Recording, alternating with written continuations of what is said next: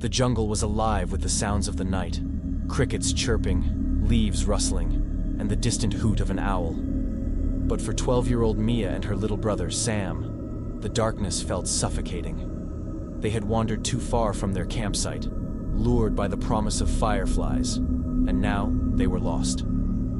"Stay close," Mia whispered, gripping Sam's hand tightly.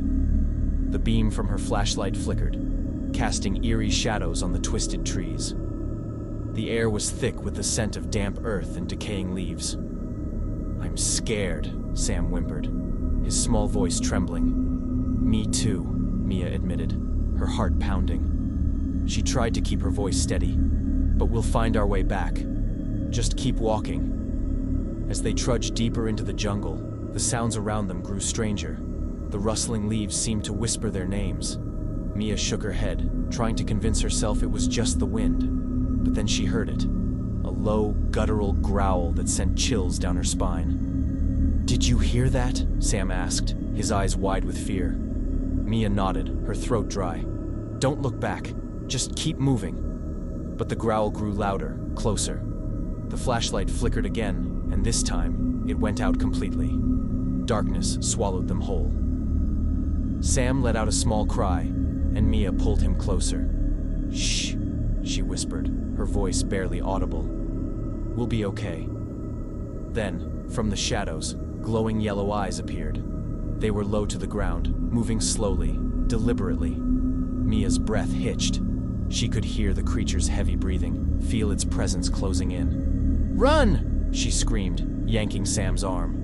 They sprinted through the underbrush, branches clawing at their faces and arms. The creature's snarls echoed behind them, growing louder with every step. Mia's legs burned, but she didn't dare stop. Sam stumbled, but she pulled him up, urging him forward.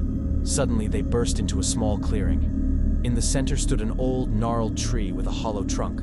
Without thinking, Mia shoved Sam inside and crawled in after him. The space was tight, but it hid them completely. The creature's growls grew deafening as it circled the tree. Mia held her breath, clutching Sam to her chest. The glowing eyes appeared at the entrance of the hollow, staring directly at them. Sam whimpered, and Mia clamped a hand over his mouth.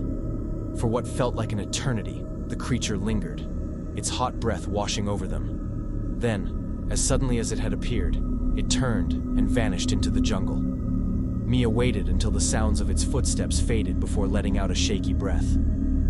"It's gone," she whispered. Sam looked up at her, tears streaming down his face. "What was that?" "I don't know," Mia admitted, "but we're safe now." As they crawled out of the hollow, the first light of dawn began to filter through the trees.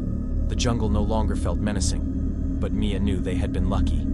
She took Sam's hand, and together they started walking, determined to find their way back. But as they disappeared into the trees, the glowing yellow eyes watched from the shadows, waiting for the next time darkness would fall.